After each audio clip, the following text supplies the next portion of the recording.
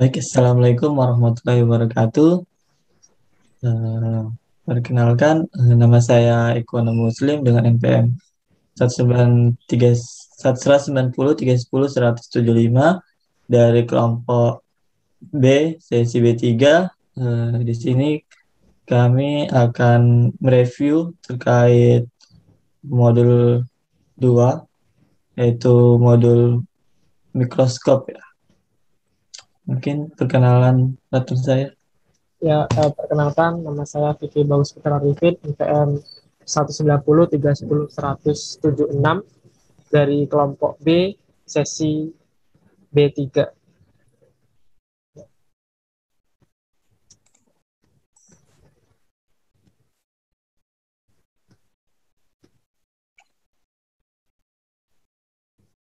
Ya, eh, seperti yang tadi sudah dibilang, kami di sini akan mereview tentang praktikum mikroskopi, di mana praktikum mikroskopi ini adalah praktikum modul 2 dari aplikasi mikrobiologi industri. Nah, yang pertama itu kita harus tahu terlebih dahulu apa sih itu mikroskop. Ya mungkin Ikhwan terlebih dahulu kan, silakan mikroskop. Iya, baik. Mungkin kalau menurut saya mikroskop itu adalah alat laboratorium ya, yang digunakan untuk mengamati benda yang sangat kecil dan benda yang mungkin tidak tampak oleh indera penglihatan secara langsung. Nah, kalau dari aku seperti itu. Mungkin Ya, ada tambahan dari Vicky. ya sudah cukup sih, memang mikroskop itu alat yang digunakan untuk mengamati struktur maupun morfologi dari suatu objek yang diamati. Itu yang diamati adalah sampai ke dalamnya sel-sel yang tidak bisa terlihat oleh penglihatan secara langsung.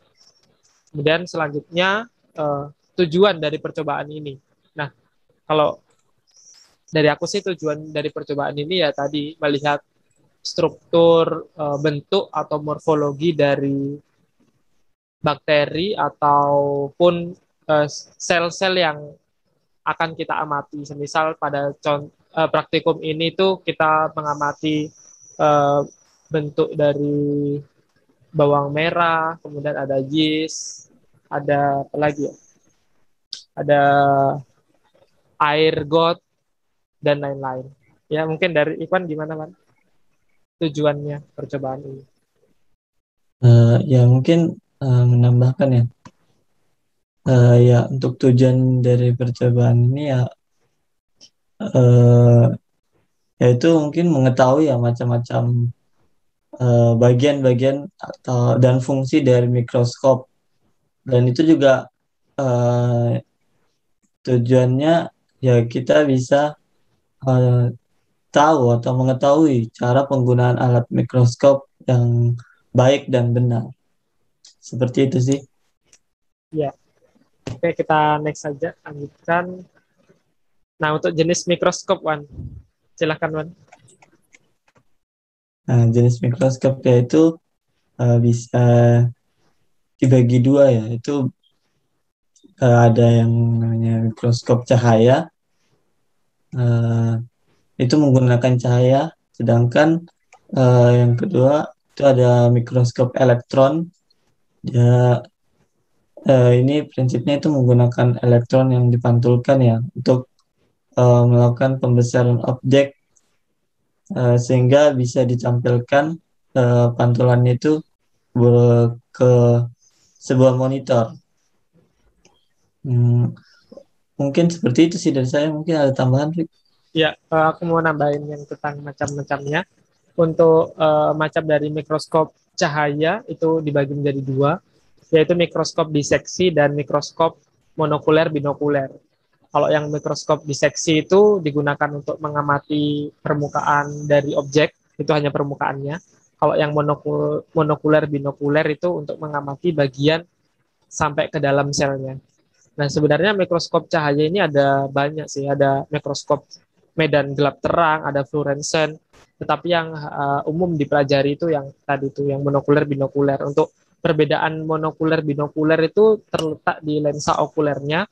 Kalau yang monokuler itu lensa okulernya itu 1, binokuler itu 2. Kemudian untuk yang mikroskop elektron tadi sudah dijelaskan, ya menggunakan sumber energi elektron untuk memperbesar bayangan.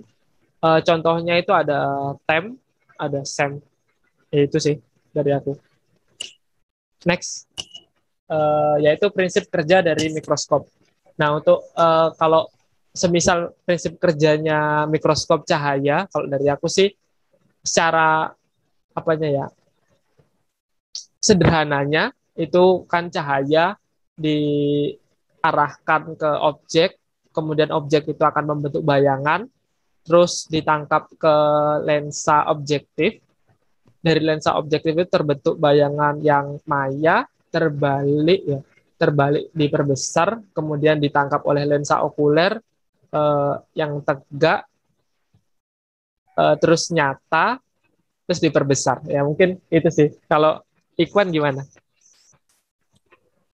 Kalau dari saya sih kurang kurang lebih sama ya, dimana tadi sudah dijelaskan ya, yaitu dengan memantulkan cahaya melalui cermin. Kalau misalnya cermin ini yang untuk mikroskop yang sumbernya dari sinar matahari, lalu diteruskan hingga ke lensa objektif, kemudian diperbesar lagi di lensa okuler. Kurang lebih seperti itu sih.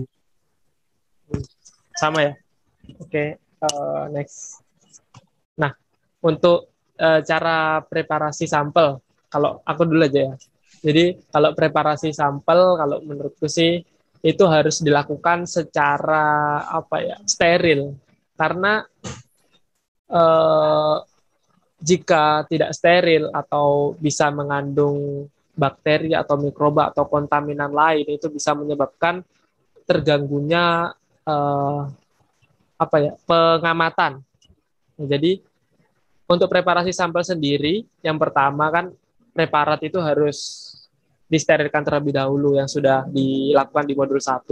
Kemudian menyiapkan, mengambil objek yang akan kita amati, semisal yeast pada praktikum ini, Saccharomyces cerevisiae, itu kita ambil menggunakan jarum OC. Untuk jarum OC sendiri itu harus disterilkan terlebih dahulu dengan metode pemijaran secara langsung. Setelah itu diambil yeastnya, terus ditaruh di preparat. Setelah itu ditambahkan aquades, terus ditutup dengan menggunakan deck glass. Nah, sampai situ sih preparasi sampel, sehingga sampai sampel itu siap untuk diamati menggunakan mikroskop. Ya mungkin ada tambahan, Wat. Mungkin mau menambahkan ya. Mungkin aku mau menambahkan di bagian eh, apa sih tujuan dari preparasi sampel ini ya. Eh, Yaitu untuk meminimalkan adanya pengotor yang akan mengganggu proses analisis dengan mengeliminasi komponen-komponen selain analit. Nah, karena tujuannya ini kita perlu untuk yang tadi sudah dijelaskan ya, bagaimana caranya itu perlu adanya sterilisasi preparat, kemudian ada pemijaran AC itu untuk meminimalisir adanya pengotor yang akan mengganggu proses analisis. Nah, kurang lebih seperti itu. Ya, sudah benar itu. Oke, next. Nah, ini sebutkan bagian mikroskop dan fungsi pada gambar. Ya, coba Wan. Ini dari nomor 1. Mungkin ya nomor satu itu ada lensa okuler. Ini sebagai lensa yang paling dekat dengan mata. Ini fungsinya untuk memperbesar bayangan yang bersifat eh, tegak, nyata, dan diperbesar. Nah, ini biasanya eh, perbesarannya itu ada 6 kali, 10 kali, dan 12 kali. Nah, mungkin ini ada tambahan di nomor satu. Ya, sudah cukup sih. Lanjut kalau nomor 2 ini lensa objektif ya. Lensa yang dekat dengan objek yang berfungsi untuk memperbesar bayangan yang dari objek. Itu sih kalau aku. Gimana Wan nomor 2? Eh, Cukup sih, sudah Oh jelas. ya. Next nomor 3. nomor 3 ini ada ini yang namanya meja Meja objek ya. meja meja objek. Ini digunakan untuk eh, meletakkan objek di situ, kurang lebih seperti itu sih. Hmm. Kalau nomor 4 ini makrometer, mikrometer ya. Kalau yang besar Ya, itu benar. makro, yang kecil itu mikro. Kalau yang fungsinya ya untuk memperjelas itu sih penglihatannya. Kalau kamu gimana, Wan? Kalau makrometer ini yang lebih ke naik turunkan sih, Hmm. naik turunkan lensa atau dekat jauh. Kalau mikro itu lebih ke fokusnya untuk biar lebih fokus seperti itu sih. Nomor 5, Wan. Nomor Penjepit. 5 ini apa ini? Penjepit. Ini untuk menjepit dari ya objek gelas ya biar gak, gak goyang lah. Bisa ya seperti itulah. Hmm, hmm, hmm. Kalau nomor 6 ini apa Nah, sih, Wan? nomor 6 ini diafragma. Ini gunanya untuk mengatur intensitas cahaya. Oh, iya. Benar, kalau nomor 7 itu sumber cahaya ya, lampu ya. Ya, lampu seperti itu. Mungkin ada yang mau ditambahkan lagi di sini? Apa sudah cukup? Dan saya sudah cukup, mungkin bisa di next. Oke. Nah, apa yang dimaksud dengan minyak imersi? Kalau yang sepahamku sih kemarin, kalau nanti tambahkan, Wan. Kalau minyak imersi ini digunakan untuk mengumpulkan cahaya eh, untuk memperjelas resolusi dari bayangan. Kalau aku sih itu. Jadi karena minyak imersi ini indeks biasnya itu lebih besar dari udara, yang menyebabkan cahayanya itu kalau semisal lensa itu sudah dikasih minyak imersi, cahaya tersebut itu bakal terfokus gitu, terpusat. Jadi nggak berhamburan. Mungkin ada tambahan. Eh, ya, mungkin itu tadi sudah dijelaskan ya secara rincinya bagaimana penggunaan dari minyak imersi. Eh, Mungkin aku mau menambahkan itu minyak imersi sendiri itu digunakan saat atau pada perbesaran itu 100 kali. Jadi kenapa digunakan pada perbesaran 100 kali ya atau lebih besar? Itu karena letak lensa objektif itu sangat dekat dengan objek atau bahkan bisa bersentuhan. Jadi seperti itu digunakan ya tujuannya tadi untuk memperjelas bayangan benda yang mekanismenya sudah dijelaskan oleh Vicky tadi. Seperti itu sih tambahan dari saya. Ya, kita next. Nah, ini apa fungsi dari silol? Mungkin Ikhwan mau menjelaskan. Terus, silol ya.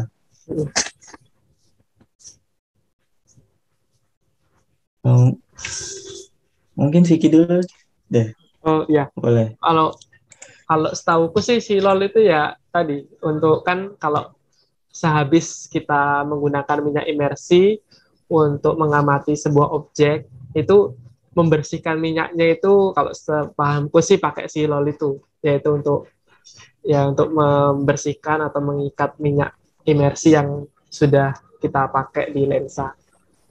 Tuh, mungkin ada tambahan? Eh, oh iya, saya sepakat ya terkait silol. Yang mana tadi fungsinya untuk eh, sebenarnya menjernihkan atau clearing dari suatu spesimen ya khususnya ini yang berupa minyak tadi minyak salah satunya minyak imersi yang digunakan. Nah untuk membersihkannya itu menggunakan silol. Nah mungkin tambahan ya atau catatan buat silol penggunaan silol ini harus berhati-hati dikarenakan ini silol kan eh, ya, dari keluarga benzena ya Iya, bensin. di mana sifatnya itu toksik dan mudah terbakar sehingga dalam penggunaannya itu eh, uh, kalau bisa hanya untuk lensa, jangan ke selain lensa lah, karena dapat merusak dari mikroskop. Mungkin seperti itu sih. Iya, bisa bisa juga merusak warna dari mikroskop itu. Jadi penggunaannya harus berhati-hati, jangan sampai terkena bagian yang non non mekanik ya. Dan terkena yang mekanik, Non non optik. optik, non optik. Iya. Untuk selanjutnya perbedaan mikroskop SEM dan TEM. Gimana kan? Ya, mungkin dari saya ya, Mm-mm. perbedaan mikroskop SEM dan TEM. Nah, SEM dan TEM ini kan uh, merupakan jenis dari mikroskop elektron, di mana SEM itu adalah scanning elektron mikroskop, sedangkan TEM itu adalah transmission elektron mikroskop. Nah, untuk bedanya sendiri yaitu untuk SEM ya. Nah, itu SEM dan TEM itu didasarkan pada objek yang diteliti. Nah, objek yang diteliti itu bagaimana yang diteliti ini untuk SEM itu objek yang diteliti itu bagian permukaannya. Nah, untuk khusus bagian permukaan yang akan diteliti, sedangkan untuk TEM itu untuk bagian dalam dari objek. Jadi kayak dalamnya inti selnya seperti itu. Selain itu untuk SEM ya, SEM ini hasil scan-nya ya itu kan ditampilkan di monitor di mana dia menampilkan gambar yang 3 dimensi. Nah, sedangkan TEM ini dia menampilkan di layar monitor itu gambar 2 dimensi dengan resolusi tinggi. Mungkin dari saya seperti itu sih, ada tambahan mungkin. Ya, mungkin tambahan sedikit. Untuk yang SEM itu perbesarannya itu sampai 2 juta kali. Kalau yang TEM itu bisa sampai 50 juta kali. Oke, bisa di next ya. Nah, apa hubungan panjang gelombang dengan revolving power? Nah, kemarin itu dijelasin ya. Untuk hubungan dari panjang gelombang dengan revolving power itu berbanding lurus. Karena kan yang kemarin itu rumusnya revolving power sama dengan panjang gelombang per 2 kali NA. Di mana NA itu kan indeks dari refraksi dikalikan sin theta. Nah, sedangkan tetanya itu setengah dari sudut apa ini Bur? Sudut dari sinar. Nah, jadi untuk hubungan dari panjang gelombang dengan revolving power itu berbanding lurus, di mana semakin panjang gelombang maka revolving power-nya itu akan semakin besar. Ya mungkin tambahan dari Mas untuk Iya. ya, ya. Eh, Silakan silakan eh, silakan. ya untuk hubungannya kan sudah dijelasin. Mungkin eh,